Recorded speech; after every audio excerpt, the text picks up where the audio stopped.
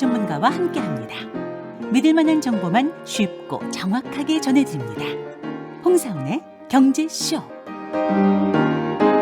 네, 오늘 두 번째 주제입니다. 비트코인이나 도지코인 이런 가상화폐와는 달리 중앙정부가 추진하는 디지털 화폐가 또 있습니다. 근데 중국이 무서운 속도로 지금 치고 나가고 있다고 하는데 자세히 오늘 좀 알아보겠습니다. 한국은행 차현진 국장 나오셨습니다. 안녕하세요. 안녕하십니까? 예. 반갑습니다. 제가 다른 유튜브 방송이나 이런 데서 많이 뵀습니다. 아유, 감사합니다. 원래 한국은행에서 이런 가상화폐, 가상자산 이런 쪽 일을 하셨었죠? 예, 몇 년 전에 그 담당 업무를 좀 했었습니다. 알겠습니다. 요즘 어쨌든 가상화폐, 비트코인 사람들 굉장히 관심은 많습니다. 예. 오늘 그 얘기도 하겠지만은 디지털 화폐라는 게 또 있지 않습니까? 예. 디지털 화폐와 가상화폐는 다른 거죠. 간단하게 예. 먼저 설명을 좀 해주시죠. 디지털 화폐는 그야말로 화폐고요. 예. 그래서 화폐라고 하면 뭐냐 하면 예. 중앙은행의 부채입니다. 예. 대차 대조표에 부채. 각국 중앙은행이 나의 빚으로 생각하고 있다 예. 하는 걸 법적으로 확정시켜 주는 것이고요. 예. 가상화폐는 화폐인 것 같다. 라고 사람들이 주장을 하는데 예. 그 누구의 부채도 아니고 갖고 있으면 기분이 좋으니까요. 예. 그냥 제 생각에는 부동산이나 예. 디지털 금이라고 할까요? 예. 갖고 있으면 금이지만 그 누가 누구의 부채도 아니지 않습니까? 예, 예. 그래서 그런 차이가 있다는 거.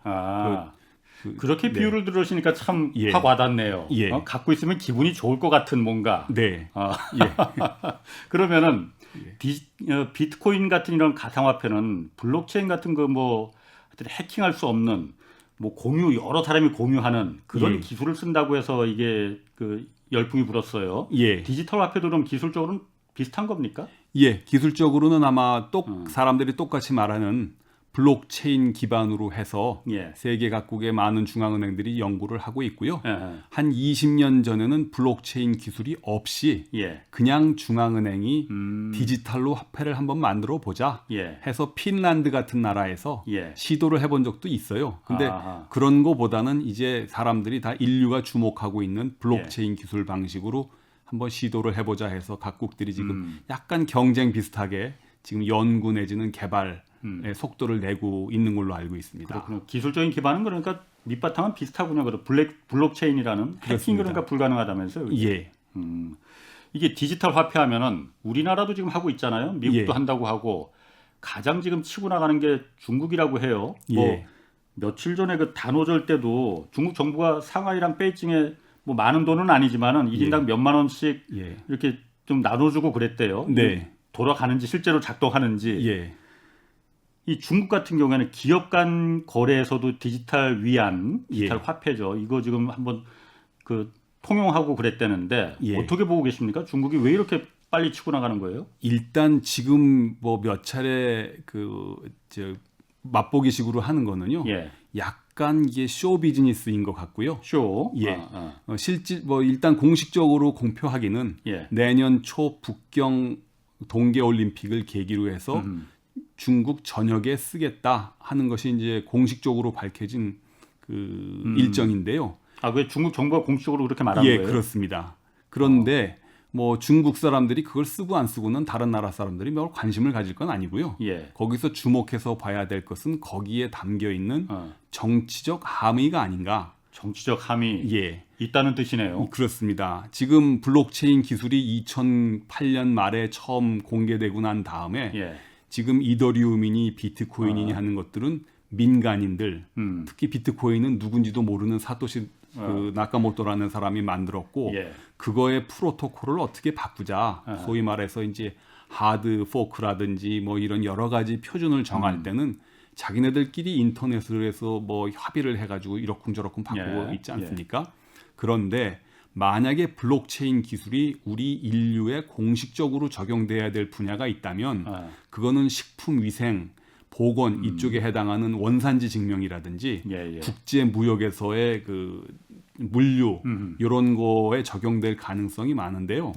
이거를 누가 주도를 할 것이냐 이런 이야기가 국제사회에서 나오기 시작을 하면 디지털 위안화를 만드는 과정에서 세계의 특허가 80개나 갖고 있는 중국 인민은행이야 라는 메시지를 지금 중국이 전 세계에 지금 퍼뜨리면서 그 기술이 만약에 세계의 표준이 된다고 하면 그거는 중국이 넘버원이다 하는 정치적 메시지를 던지고 있는 거라고 저는 그렇게 보고 있습니다. 디지털 화폐 특허를 지금 중국이 가장 많이 갖고 있습니다. 그렇습니다. 예, 지금 한 80개 정도 갖고 있다고 하고요.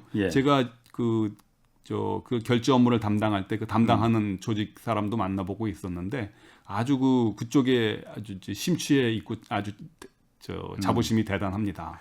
그 디지털 위안이라는 게 중국이 지금 이렇게 속도전을 내고 있는 게 물론 중국 정부는 그렇게 말합니다. 디지털 위안이 절대 국경을 넘어가지 않을 것이다. 중국 국내용으로만 통용할 것이다라고 말하고 있지만은 그렇게 보는 사람 그렇게 많지 않은 것 같아요. 그리고 이게 결국은 달러를 목표로 한 거 아니냐. 그 부분은 어떻게 생각하십니까? 그거는 국내 언론이 조금 과잉하게 해석하는 게 아닌가 생각을 하는 게 저도 국내용이라고 봅니다. 중국 국내용? 왜냐하면 지금 달러를 기축통화로 쓰는 이유가 달러에 들어가 있는 인쇄술이 훌륭해서 쓰는 것도 아니고 그 기술하고는 상관이 없고요.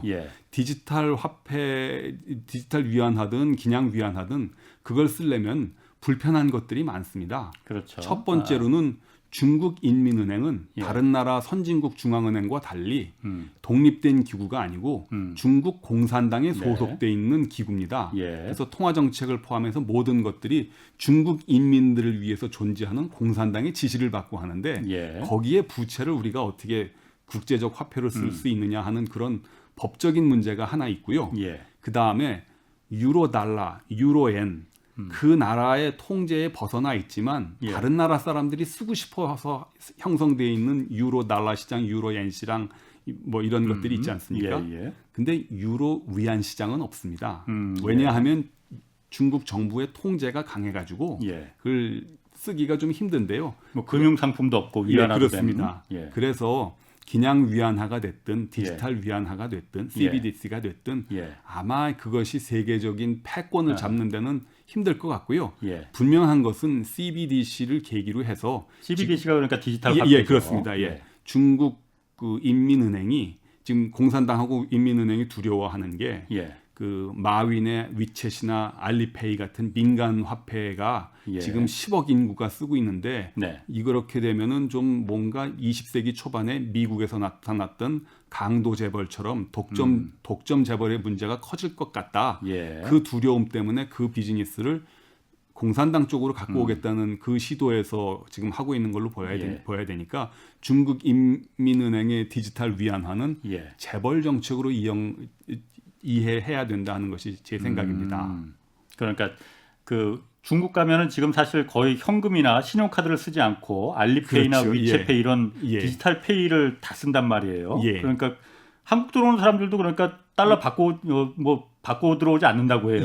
그것만 갖고 있어 핸드폰 하나 갖고 있으면 불편함이 없다고 해요. 그렇습니다. 그렇듯이 지금 말씀하시는 거는 중국 정부가 민간 재벌들 알리바바나 뭐 텐센트 이런 민간 기업들한테 주도권, 금융의 주도권을 뺏기면은 매우 큰일이라고 생각하니 그 주도권을 뺏기지 않기 위해서 디지털 화폐를 빨리빨리 지금 속도전을 내는 거다. 지금 이렇게 해석하시는 거잖아요. 그렇습니다. 이렇게 보는 분들도 있습니다. 중국이 지금 최대 무역 거래 그 대상국인 나라가 전 세계적으로 한 120개국 정도 된다고 하거든요. 가장 무역이 중국하고 많이 되는 나라가.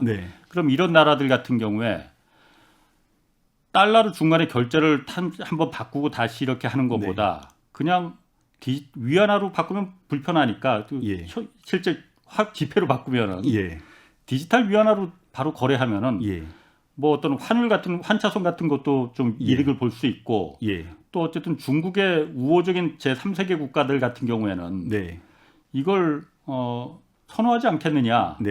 그게 이게 국경을 넘어가지 않겠느냐라는 뭐 모르겠습니다. 이게 음모론 비슷할지도 모르겠지만 그런 생각하는 분들 많이 있거든요. 어떻습니까? 그런 가능성에 그게 대해서. 아까 말씀드린 것처럼 위안화가 좀 더 많은 사람들한테 보편 타당한 지급 수단이 되려면 그 중국 당국 스스로 위안화에 대한 외환 통제를 좀 그 투명하게 하고 풀어줘야지 그게 되지. 그 수학적 계산에 의해서 환차 내지는 그 그 편의성만 갖고는 설명이 되지 않는 부분이 많아가지고요. 그건 중국 인민 당국한테 달려 있는 것이지 기술의 문제는 아닌 것 같습니다. 그러니까 중국 정부가 조금 더 믿을 수 있는 투명한 정부가 돼야만이 그렇습니다.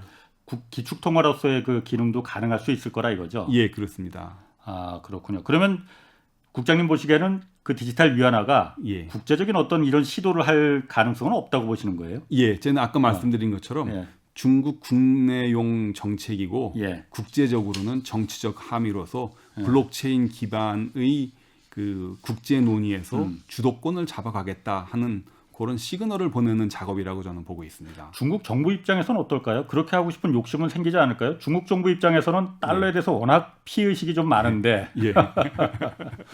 근데 그 달러나 뭐 위안화나 마찬가지지만 세계가 위안화를 기축통화를 쓰려면은요. 중국 스스로가 무역 적자를 통해서 돈을 풀어야 되지 않겠습니까? 근데 위안화를 자꾸 세계 각국에 퍼뜨려야 되니까. 2000년 전에 실크로드 시대부터 지금까지 중국은 세계 넘버1 수출 국가였는데 끊임없이 물건을 팔고 외국에 돈을 갖는데 매력을 갖고 있는 나라가 그것도 위안화를 기축통화로 삼고 싶다는 것은 약간 이율배반적인 게 있는 것 같습니다. 예, 그렇군요.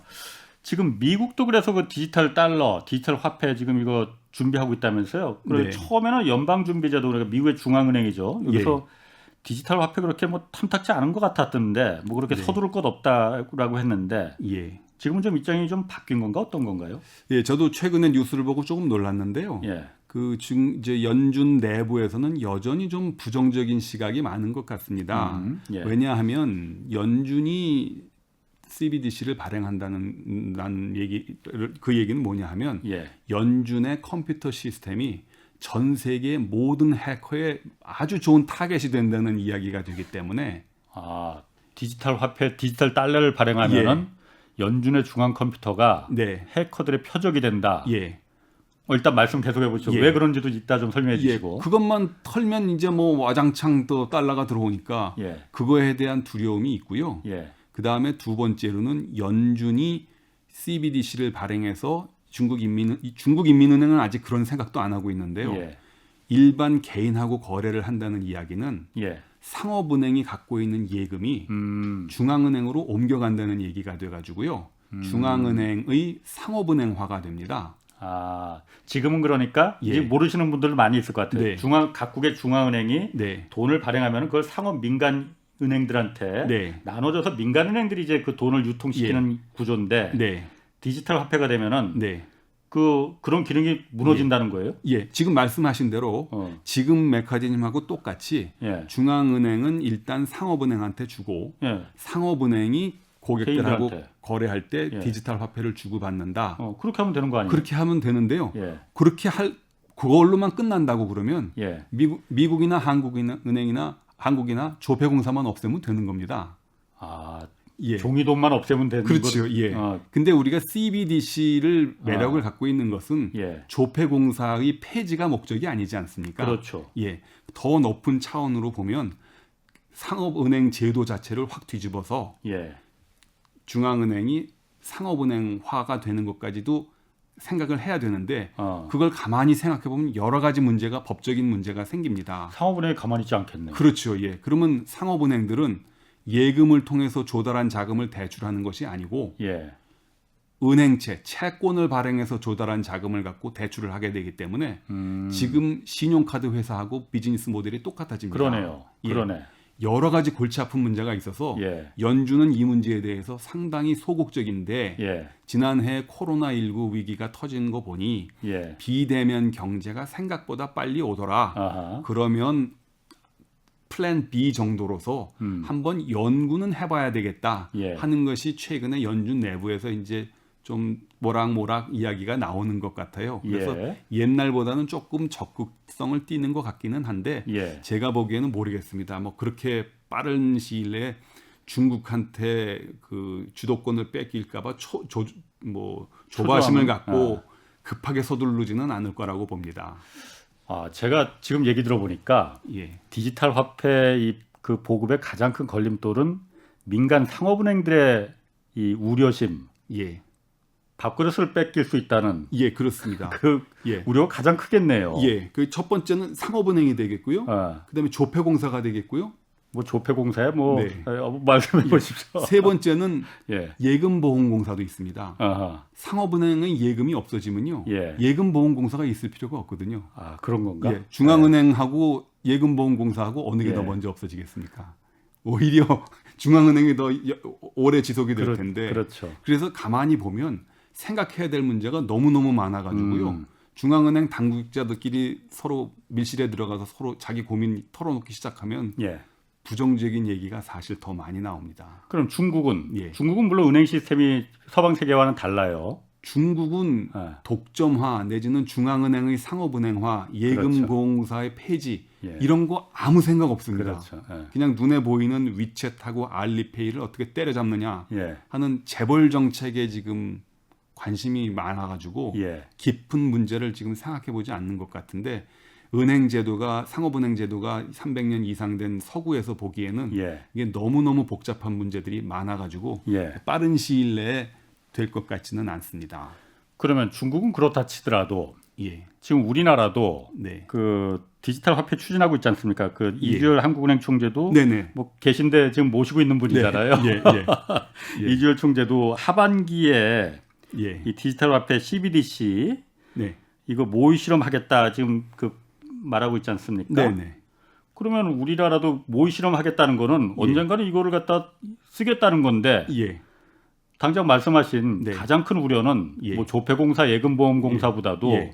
민간 산업은행, 예. 상업은행, 수많은 우리은행, 하나은행, 네. 신한은행 예. 이 민간은행들을 하고 경쟁하거나 아니면 그쪽이 줄어들거나 하는 문제가 생기겠죠. 그 부분은 어떻게 지금 그 되는 겁니까? 그러면? 그래서 조심스럽게 예. 한국은행의 공식 발표는 CBDC가 언제 도입한다는 시간을 정해놓지 않고 예. 기술적 가능성과 문제점만 점검해 본다 예. 하는 입장을 밝혔고요. 이게 전 세계가 다 입장이, 중국을 제외한 전 세계가 입장이 똑같습니다. 예, 그래서 그 먼 훗날에 대비해서 예. 이것저것 한번 테스트만 해본다 하고요. 조금 앞서 있는 스웨덴 같은 경우가 법적인 문제까지 지금 접근을 했다가 헌법재판소에서 지금 좀 호되게 지금 야단을 맞은 걸로 알고 있습니다. 예. 예.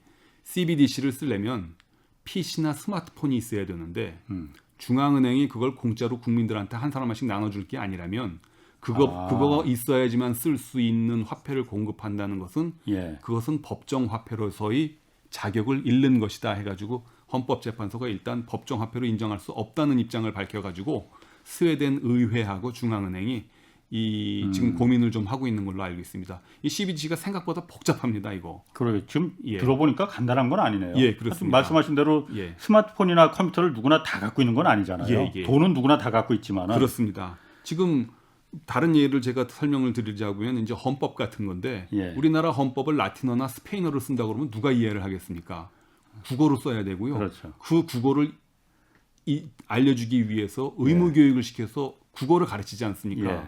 정부가 무엇을 국민들한테 설명하고 강제를 하려면 그 기반을 깔아줘야 되는데 밑도 끝도 없이 그런 거 없이 CBDC를 돈으로 쓴다고 그러면 스마트폰 접근 없는 사람은 쓸 수가 없지 않습니까? 예, 예. 그거는 공권력에 의한 그건 횡포가 될 수가 있기 때문에 스웨덴이 바로 그런 문제를 지적하고 있습니다. 아까 제가 자꾸 그 부분이 그 뇌리에 남는데 기존 민간 상업은행들이 예. 가장 큰 반발을 당연히 할 것 같아요. 네. 그런데 기존의 종이 화폐처럼 네. 그런 시스템을 중앙은행이 발행해서 예. 민간은행들한테 나눠주고 민간은행들이 네. 유통시키는 예. 그 구조를 예. 디지털 화폐는 절대 불가능한 겁니까? 그런 시스템을 그것도 가능합니다. 이제 그렇게도 할 수 있는데요. 예. 그렇게 하면은 이제 그야말로 그 중앙은행 컴퓨터하고 예. 상업은행 컴퓨터 예. 사이에서만 블록체인이 뭐 유통되면 되지 않을까 이렇게 생각이 되는데 예. 그거는 생각보다 뭐 어쩌면 쉬운 문제가 될 수도 있을지도 모르겠습니다. 예. 만약- 그것도 한 모델이긴 합니다. 그러니까 그런 모델이 적용되지 않으면은 네. 우리나라뿐만 아니고 전 세계 민간 은행들이 예. 당연히 두 발 예. 벗고 지금 예. 예. 두 발 벗고 반대할 거 아닙니까? 예, 예, 그리고 예. 은행의 도움 없이는 네. 협조 없이는 이게 불가능한 거잖아요. 어쨌든 예, 예. 화폐라는 게 네. 일단 우리나라 그건 좀 궁금하네요. 우리나라 기존 뭐 우리은행이나 하나은행이나 뭐 네. 이런 민간 은행들은 예. 이 부분에 대해서 어떤 입장입니까? 입장이 있나요? 아직 거기까지 구체적으로 얘기가 진전이 되지 않았기 때문에 아직 특별하게 한국은행하고 저 상업은행들하고 예. 그 문제에 대해서 뭐 진지하게 얘기하지는 아직 않은 걸로 알고 있습니다. 뭐 당연히 반대하겠네 그럼. 예. 모의 실험 그럼 당장 한국은행이 모의 실험 한번 하겠다고 하는데 모의 실험은 어떤 식으로 그럼 하는 거예요? 그거는 이제 중국처럼 이렇게 나눠주는 건가요? 그거까지는 아니고요. 예. 그냥 컴퓨터 몇 대를 갖다 놓고 예.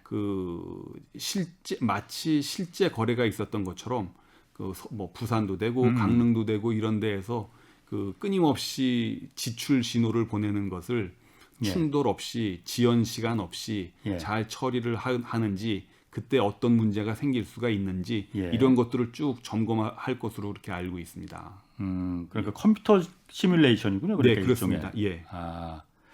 그러면은 그 부분이 사실 우리 한국은행이나 통화당국도 중국의 지금 내년 북경 동계올림픽 때 당장 한다고 하면은 중국의 시행착오나 이런 부분을 유심히 좀 보고 있겠네요. 그러면은 지금 과정을 전 세계가 지금 지켜보고 있습니다.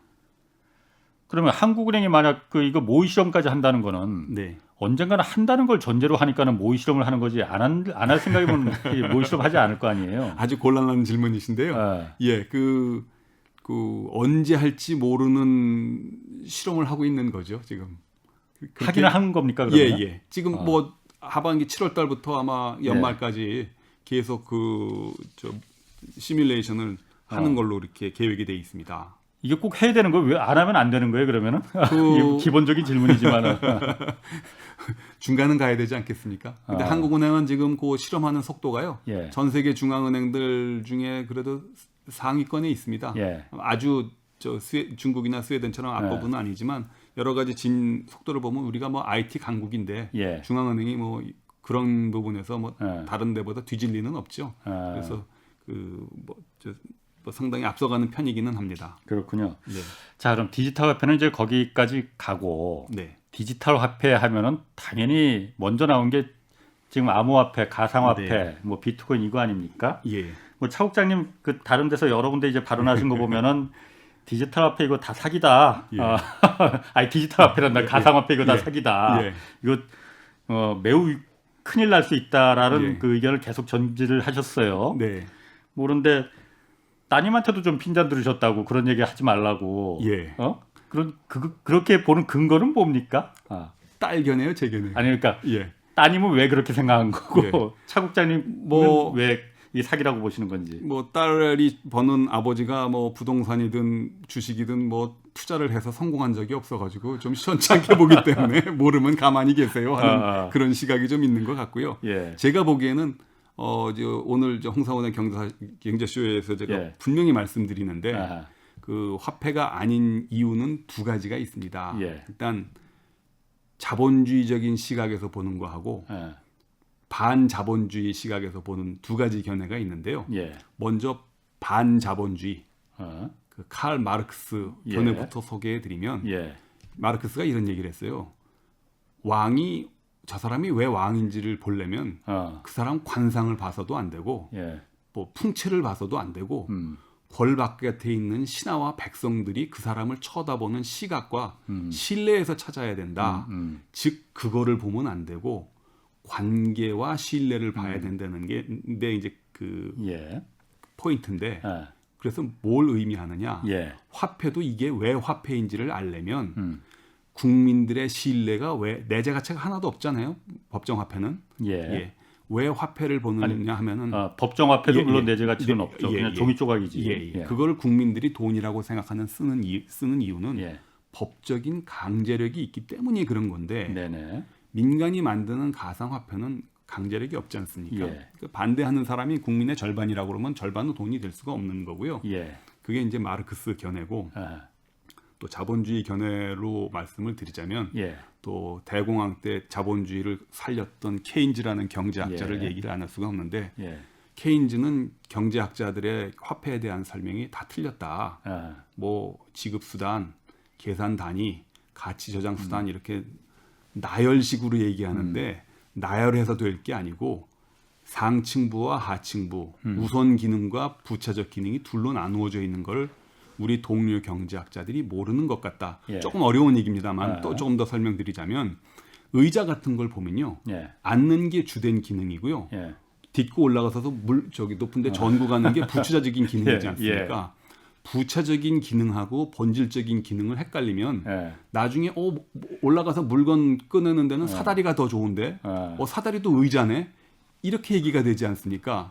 그래서 본질적인 기능하고 예. 부차적인 기능을 나눠야 되는데 예. 화폐의 본질적인 기능은 계산 단위이자 가치 저장 수단이고 예. 지급 수단은 후순이다. 아. 왜 계산 단위가 주된 기능이냐 하면 국가가 예산을 편성을 하고 세금을 거둘 때 원으로 걷지 않습니까? 그렇죠. 그걸 비트코인으로 걷지 않는데 네. 그래서 국민들이 원이라고 표시되어 있는 물건을 세금을 낼 때 쓰려고 하다 보니 그게 지급수단이 된 거거든요. 그래서 지급수단은 굉장히 후순위적인 기능이다.